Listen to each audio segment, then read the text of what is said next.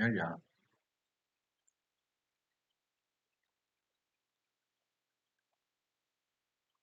It's Saturday.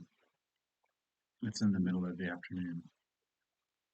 And I'm very thankful that Jeff stepped up and got the house cleaned and the rooms are all dust free, allowing me to breathe and overcome this.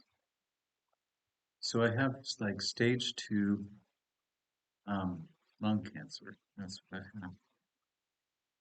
I don't have lymphoma. So it's a B cell, but anyway, today's a sad day. So since well, it's been going on for time, but since I've gotten home, the youngest dog. Now we got one bark. The youngest dog has turned on the older dog.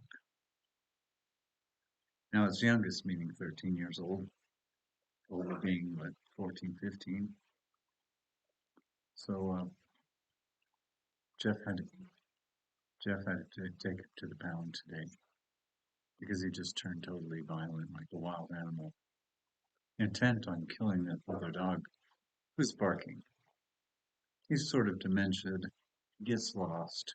He barks. We talk to him, thumbs down. When he barks again,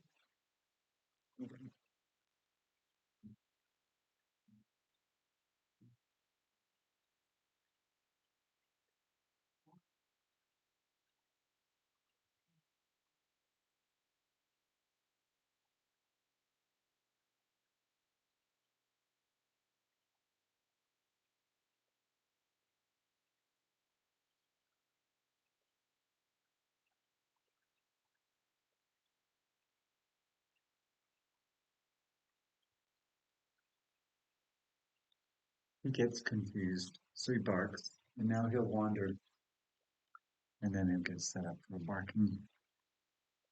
Now, we discussed some things, me and Jeff, in regards to what's going on here, and realistically, neither of us can contain or control or handle this big allowance and the grounds and the upkeep. And so, realistically, knowing that we're two separate people who have come to a point where it has to separate itself, that during my treatment, which will probably be through December, I imagine, that I'm going to make a way to position myself to be in different housing, different environment. Hopefully, start working again using the resources that are available.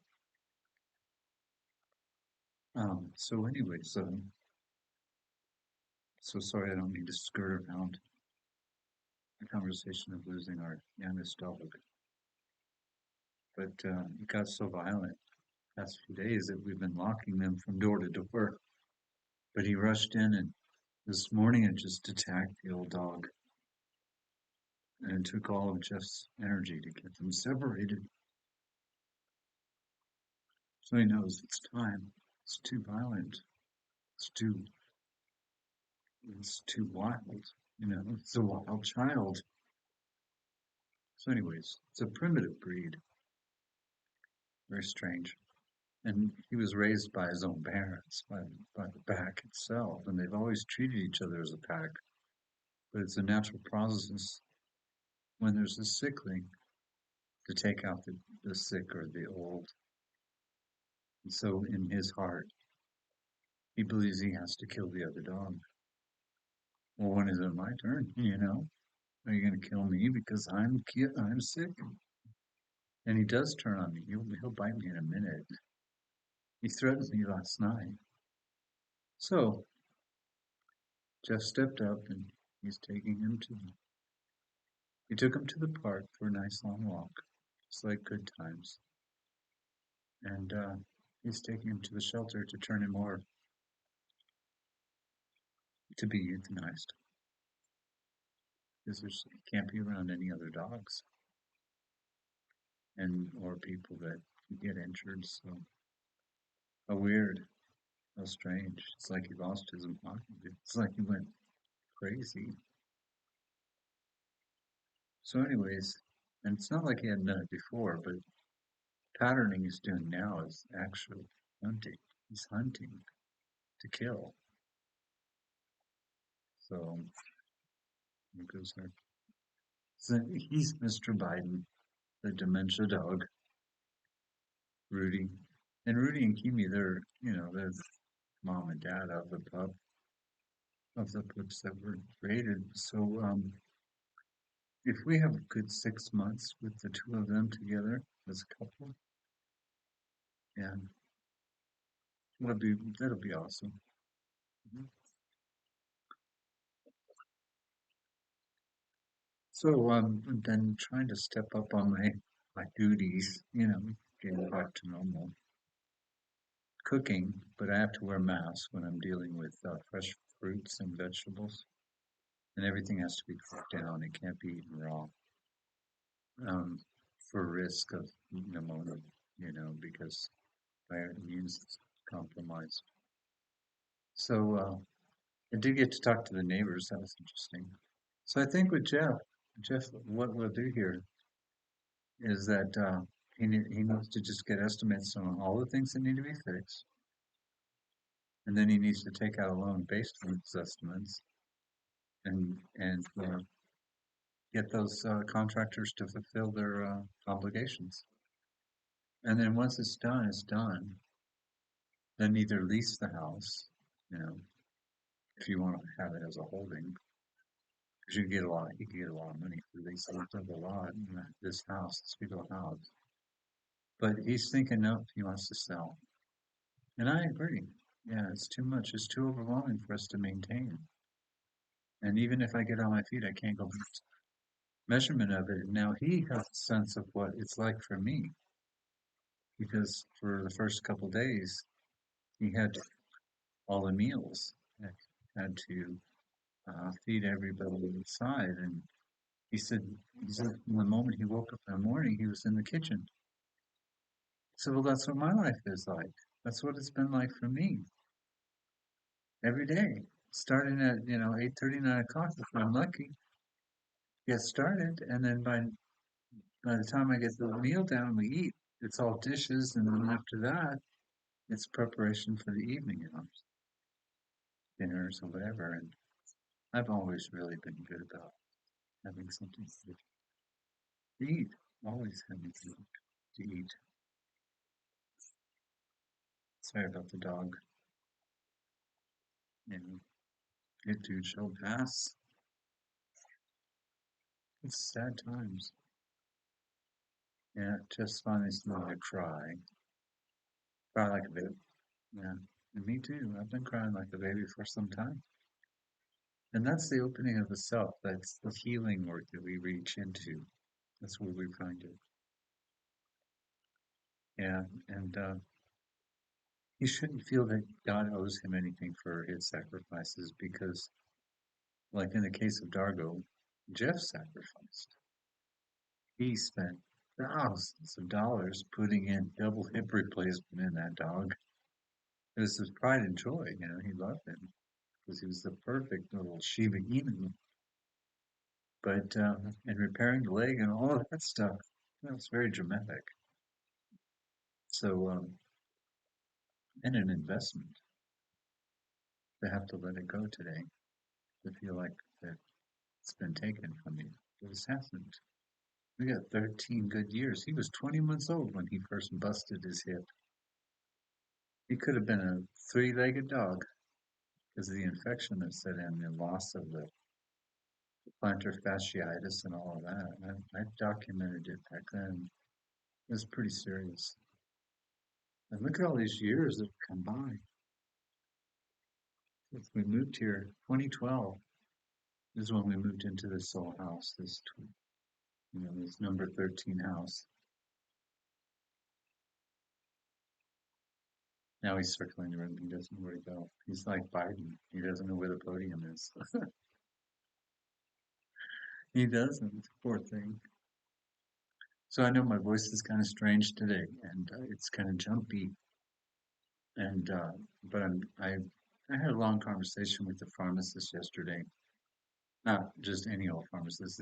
It's connected with the hospital and my care plan. And they were a little upset that I was still on ibuprofen, that it can be destructive. And it's like, well, then just tell me. I mean, you put me on ibuprofen with no problem. Why wouldn't I continue for pain? And then she acted like, why would you be in pain right now? What? So I think you're a little confused.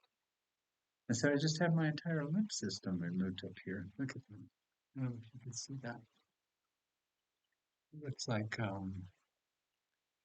someone nearly chopped my neck off. I don't think you can see it. Right off. Oh, I think that's not right. That's like a lamb. Anyways, they chopped out all that lymph. And now I my nerve bundle has been cut because to the tip of my shoulder it's numbing fire. I don't know if there's anything, there's such a word, but it's like numbing pain, pain that's numb and just sore to the touch. So it's messed up. Better not be an infection, I'll just die. Literally. So yeah, change is here. And it's everything that I asked for. I wish for change. I wish for change. I wish for change. Well, the Spirit had us change it from its very essence of what it was and stop it. So this is everything I asked for. This is everything I wish for.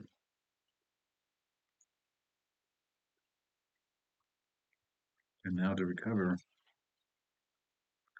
yeah, sure, why not? I think that my panic mode and my ability to panic allowed us to catch this really, really early. So I'm about stage 2, I believe. That's the way I read the paperwork. So stage 2, that's good. So I see the doctor on Monday. Today's Saturday, tomorrow is Sunday. Yeah, April 1st, April Fools. That's pretty neat. And that's when I went into the military. My first day of basic training for Air Force was on April 1st. Yeah, how interesting. It was actually July 4th when I left Heathrow Airport for the last time. So it was ironic that I would leave England on the 4th of July. It's very strange. So it's weird how dates work in our lives to express themselves. Most definitely.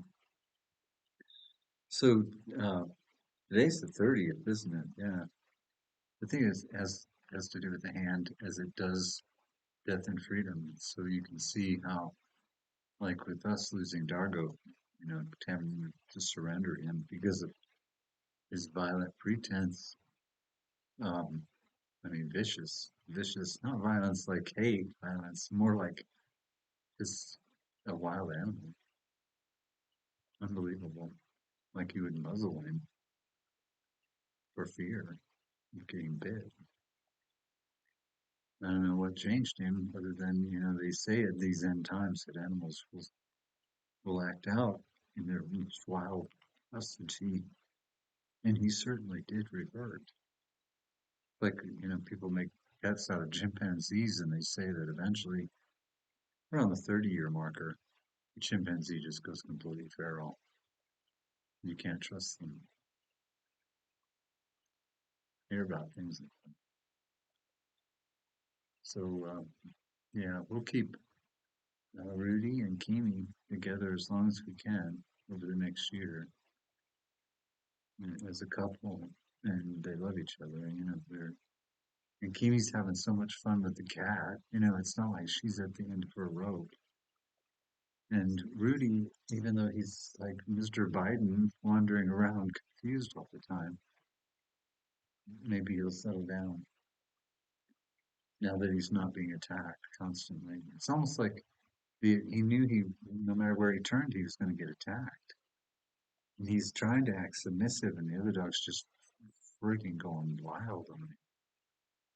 And then you can't even pull them apart without fear of getting risk of getting bit. You have to put something between them, like a chair or anything. So,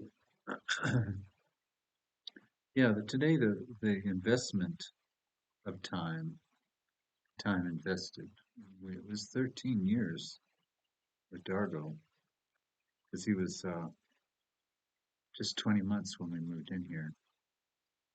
So he was born in La Mesa, New Mexico. He was born in that mansion. He was so tiny, he was the runt of the litter. He was so tiny he could just walk through the bars. The rest of them were too fat, they couldn't fit. So he was the explorer. He's the one that was getting away with everything from the very beginning. So I named him Darko after Farscape. And a January baby. Yeah, so he was Cappy. He's a Capricorn, hard-headed. I think Rudy's a Scorpio. I don't know. Are you a Scorpio, Rudy? Maybe. I have to figure that out. Could be a Virgo. So, yeah, bless his heart for having to do that. Having to face the reality that it is time, that it's, he's become too violent and it's too dangerous. And now peace can descend the land, healing can begin. Well, I think it has begun. But the only thing is, it's like most of my problems that I'm having are a result of the diagnostics tests that I went through. Like in El Paso, they did the bronchoscopy. They went in there and dug around and just tried to take samples. Well, that fucked up my lungs. That's what fucked me up. And then, of course, the lymph node biopsy, they're taking out the whole lymph system. I'm lucky I don't have a paralyzed phase, like the Dajjal, the one I developed. I'm lucky, it's paralyzed on the shoulder, but I still have all my movement. It's just the nerve. It's not paralyzed. It's the nerve bundle's been cut. So now it's a matter of remap those nerves. And then I have a portacath, so I don't have to be stuck anymore, ever again. And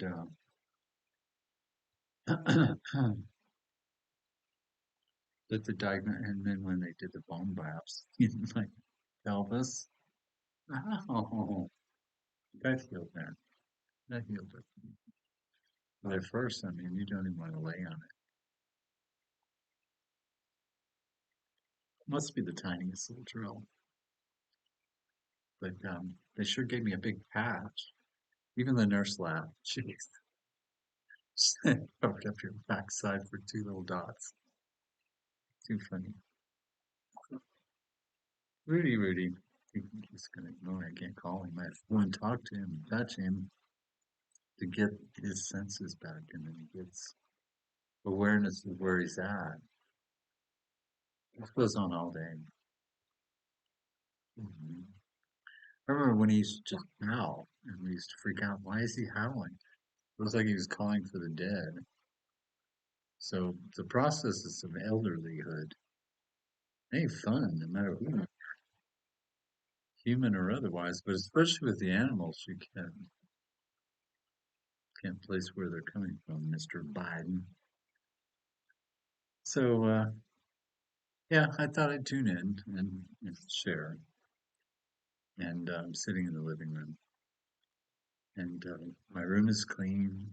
My dining room's spotless. My bedroom's spotless, but my living room here is spotless. And next is the laundry room and the kitchen. But Jeff had to take the day off today for this. This was a serious thing, and it really breaks his heart. Because he loves dog much. He loves all his animals. He's a Capricorn, so it's a position thing, and he doesn't want to lose any of that. So yeah, so that investment of time, which creates the fire, which is placed upon the day, which is the three. So it's a five as it is a hand. Yeah, it's the traveler's number. Death info. Where we say, God, Ron, no wonder you're crazy. Well, that's how it is. So, as the son of perdition, I want to sit down and give a chronological order of some of the things that have happened to me over the years. Not so much to rub it in anybody's faces or to remind everybody what I've always used to say, but since my videos aren't there, but for those who come tuning in as to who I am, and perhaps they'll gain insight into the truth. Yeah. So, because it's time. All right, take care. Bye.